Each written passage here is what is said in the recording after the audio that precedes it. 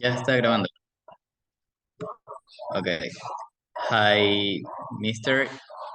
We are a group B, and we are going to talk about meeting individual academic needs. I'm Jonathan Mateo, and I am going to do a brief introduction about individual needs.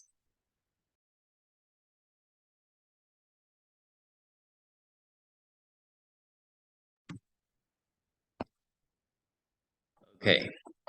Basic learning needs are those that include both essential learning tools, such as literacy, speaking, numeracy, and problem solving, and basic learning content, such as skills, values, and attitudes, necessary for survival, the development of better capacity, living and working with dignity, for full participation in development, for the improvement of quality of life, for informed decision-making, and the continuation of learning.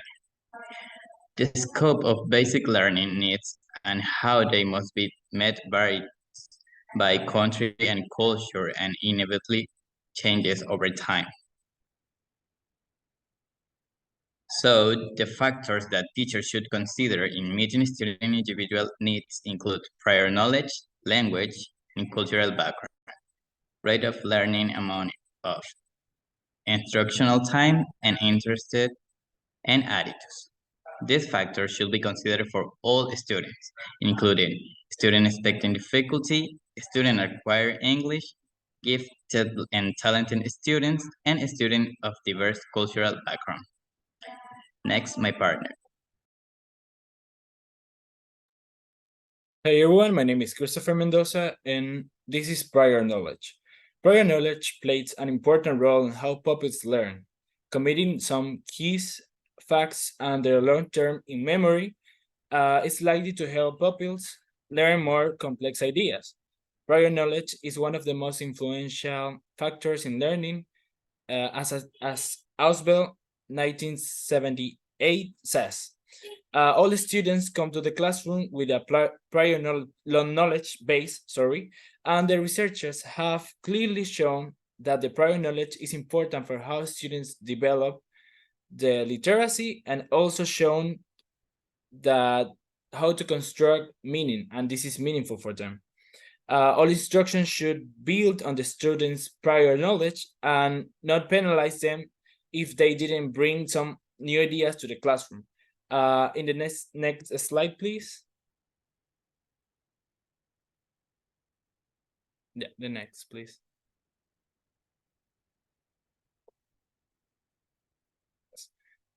Sorry, the last one.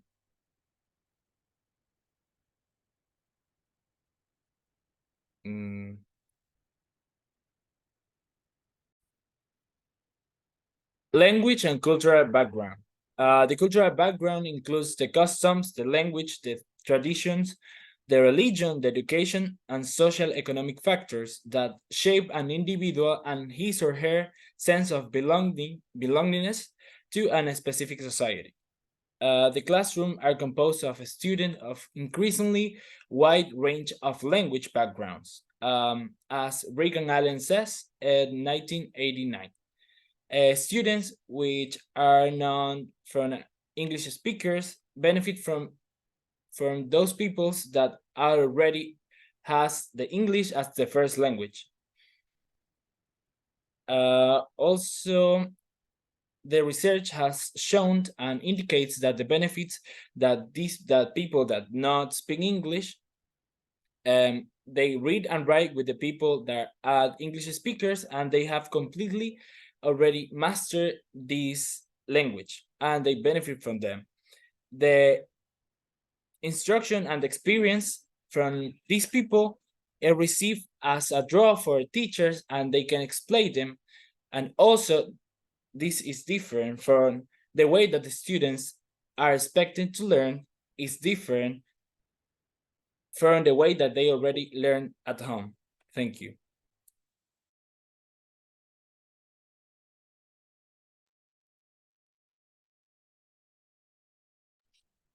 Hi, my name is Yul Mendez. I'm going to talk about rate of learning, instructional time variation in the context of literacy development in children.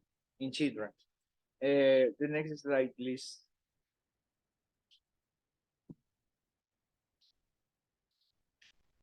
Okay, rate of learning or instructional time variation. In here, in this part, children exhibit varying rates in acquiring reading and writing ability. The time available for literacy learning is a crucial factor in this process. The next, organization of instruction.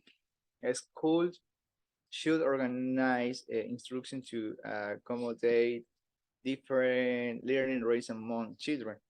And the next, it is essential to provide children requiring more time with access to large amounts of high quality literacy instruction. The next is effectiveness of instructional designs. The common small group pull-out design might not necessarily increase the instructional time needed for students to receive the necessary support. The design used in school should be evaluated for its effectiveness in maximizing instructional time. And finally, impact of interest and attitudes. Success is learning to read and write is not solely determined by instructional time. Interest and attitudes also play a significant role. And finally, in summary, the key takeaway is the recognition of individual difference in learning, rates among children, and the importance of organizing instruction effectively to meet their needs. And additionally, the role of interest and attitudes in the learning process is highlighted. Thank you. Next, my partner.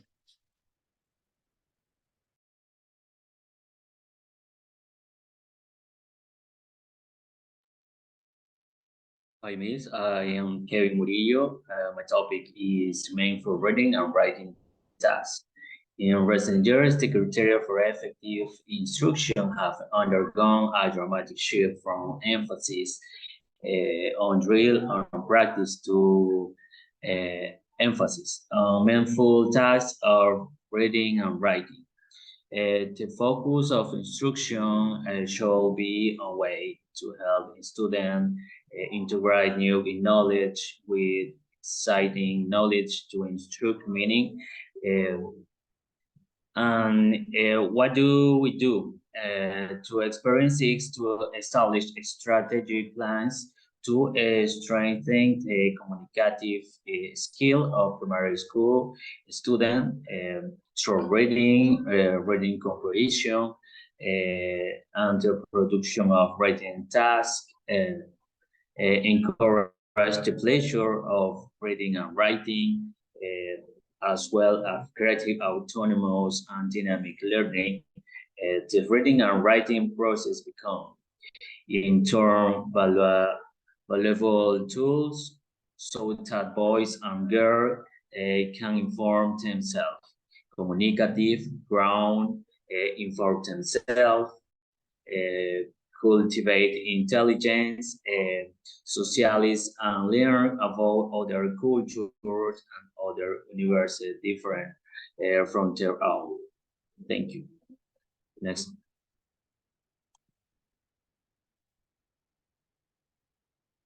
Hello, my name is Hilary Panchana, and I'm going to talk about the attitudes and instructional variables in meeting individual needs.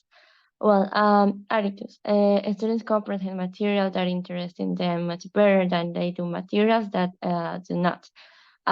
They also seems able to read avoid their frustration level, and when they find materials highly interesting.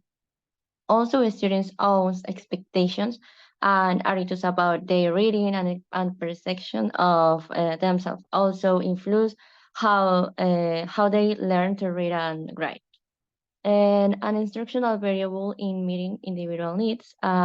This meaning that the instructional factors the teacher should consider in meeting individual needs are much the same The same for various groups of students.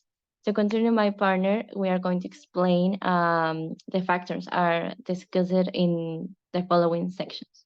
Thank you.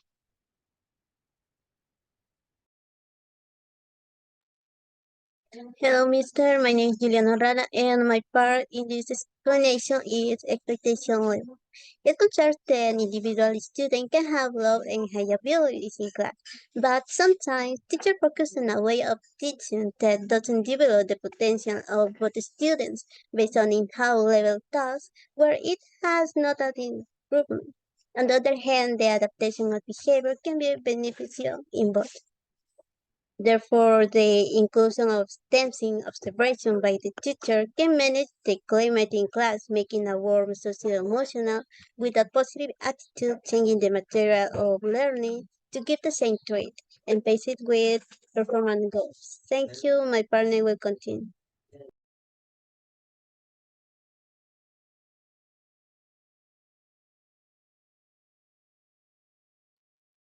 A student strength. Successfully meeting individual needs is dependent upon knowing what an individual is already knowing. It's able to do and linking what they already know and what remains to be learned. By helping a student bridge the gap between their current abilities and the intent to the goal, teachers providing a scaffold of support for learning. Next, my partner.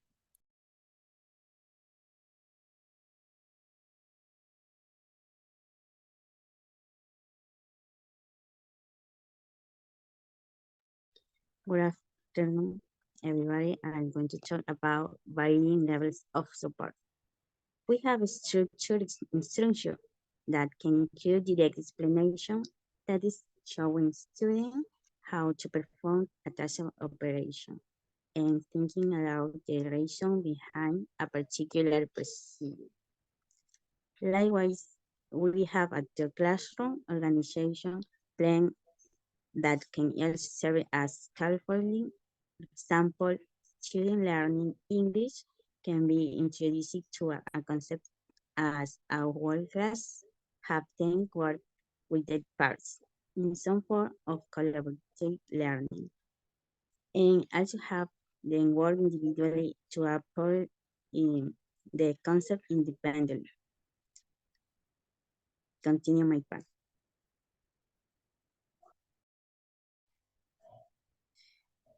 I am Neil Ramas and I talk about active involvement.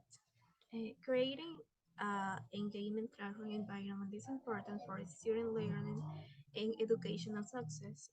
When students actively participate in the learning process, they are more likely to retain information, develop critical thinking skills, and cultivate a love for learning.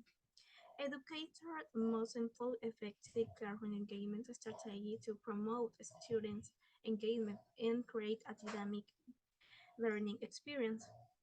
Some strategies can be implemented to enhance classroom engagement and force active learning, such as create a positive learning environment that values open communication and active participation, incorporate active learning techniques such as a group discussion and hands-on activities, and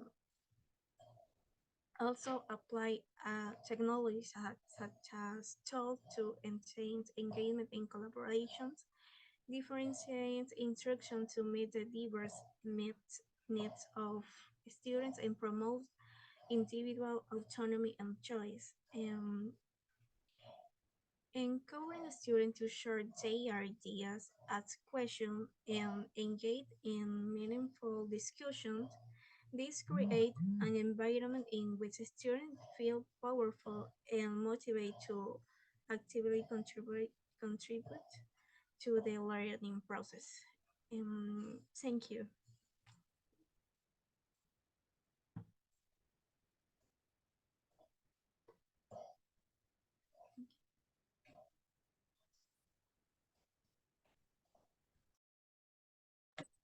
Okay, that was our presentation about individual academic needs.